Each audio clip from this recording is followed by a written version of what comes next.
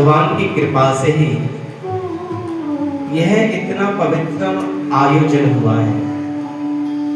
इस आयोजन की हम कल्पना भी नहीं कर सकते। कैसे ठाकुर जी ने कृपा करी, राधा रानी ने कृपा करी, ये तो वही जाने। और आप सभी लोग अपने समय से उपस्थित होते हैं। जिसके पास समय है उस समय को लेकर के अपनी श्रद्धा, अपनी भक्ति भाव से भागवत जी के चरणों में बैठ करके भागवत रूपी गंगा में अवगाहन करते हैं। कल हम सभी लोग द्वारकाधीश भगवान श्री कृष्ण के विवाह का उत्सव मना रहे थे और ऐसे लग रहा था जैसे ठाकुर जी हमारे और आपके मध्य में विराजमान होकर के हमारे गले में बलगहियां डाल करके हमारे साथ नृत्य कर रहे हो। आज ठाकुर जी का ही विवाह नहीं था, हमारा और आपका भी विवाह, क्योंकि सबके पति तो भगवान ही हैं। वो गोपियों के नहीं, रुक्मणी के नहीं, वो आपके पति हैं, मेरे पति हैं, आपके पति के भी पति हैं, चराचर जगत के प्राणियों के पति हैं।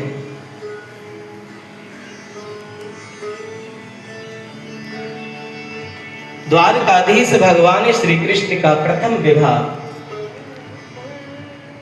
रुक्मणी जी के साथ हुआ।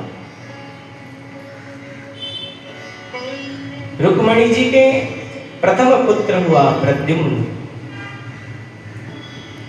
प्रद्युम्न ने जैसे जन्म लिया, देखिए जिसकी प्रतिष्ठा होती है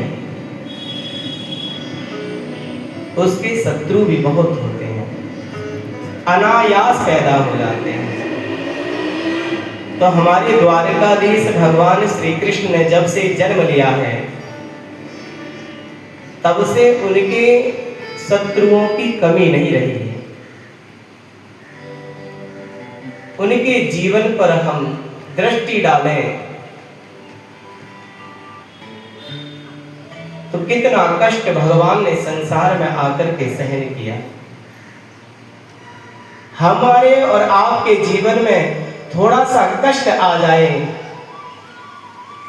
तो हम कितने दुखी हो जाते हैं, लेकिन ठाकुर जी के जीवन लीला पर आप दृष्टि डालिए। बेशक भगवान हैं, ईश्वर हैं, सृष्टि रचयिता हैं, पर लेकिन जब इस धरातल पर आते हैं तब साधारण मनुष्य की तरह लीला करते हैं। कल्पना कीजिए, सगे मामा ने ही पकड़ करके माता पिता को जेल में डाल दिया। अरे सुरक्षित जन्म भी नहीं ले पाए।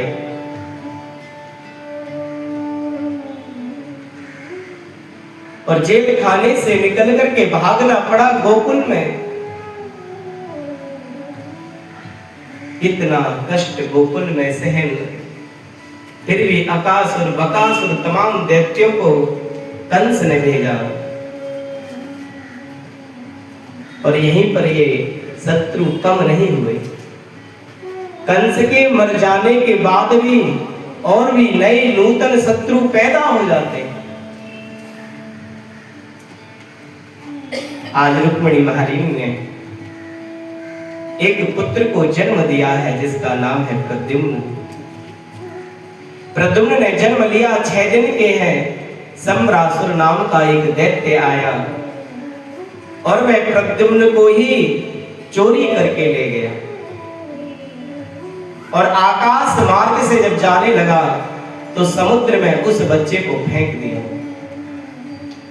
और उसी समय उस बालक को एक मछली निगल गई और उस मछली को कुछ मल्लाहों ने पकड़ करके बाजार में बेच दिया और वह मछली प्रारब्ध बस सम्रासुर के रसोई में चली गई।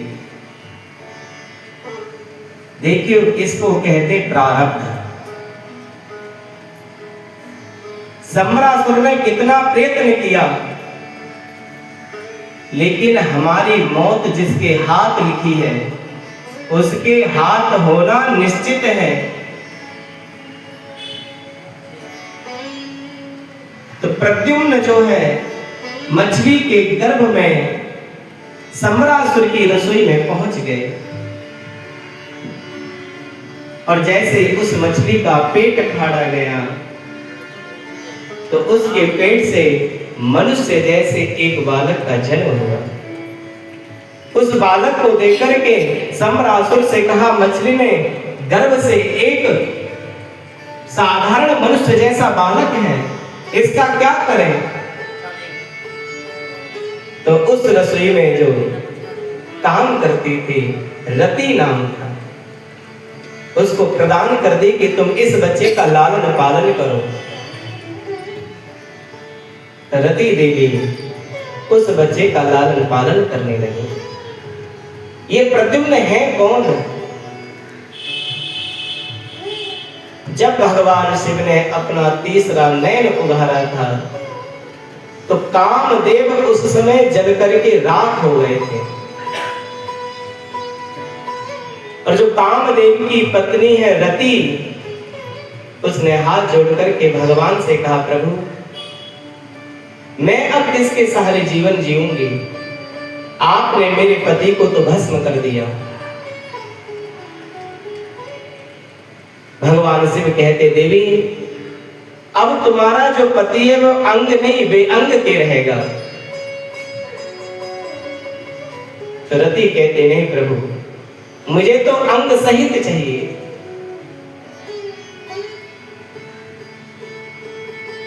भगवान शिव कहते हैं, देवी जब इस द्वापर के अंत में भगवान श्री कृष्ण अवतार लेंगे और उनका जो प्रथम पुत्र होगा वह आपका पति होगा, और रति सम्रासुर की रसोई में रसोइये का काम करती, भोजन पकाती,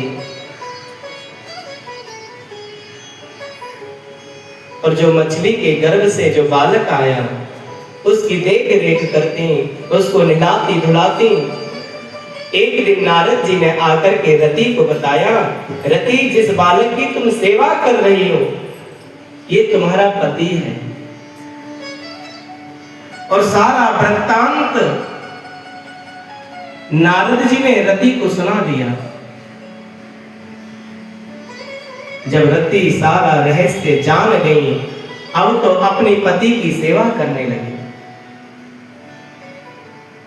एक और तो सेवा करती हैं, खिलाती पिलाती हैं, वात्सल्य भाव की तरह उनको प्यार करती हैं। जब प्रद्युम्न बड़े हुए तो उन्होंने कहा कि देवी तुम्हारी दृष्टि में वात्सल्य भाव नहीं है, आप सही बताइए आप कौन हैं? तब रति ने कहा, भगवान मैं आपकी पत्नी रति हूं। आपने भगवान शिव का अपमान किया तो भगवान शिव ने अपना तीसरा नेत्र उघार करके आपको भस्म कर दिया। तब भगवान शिव ने मुझे आशीर्वाद दिया कि आप कृष्ण के बेटे बन करके आओगे, तब मुझे प्राप्ति होगी। और जो सम्रासुर का वध है ये हमारा बैरी है और आपके द्वारा ही इसकी मृत्यु होगी। जब इतना सुना प्रद्युम्न ने, फिर तो तलवार लेकर के सम्रासुर के साथ युद्ध करने लगे और प्रद्युम्न ने सम्रासुर का वध कर दिया और रति के साथ सीधे द्वारकापुरी आए। और जैसी द्वारकापुरी में रुक्मणी ने जब प्रद्युम्न को देखा, नव युवक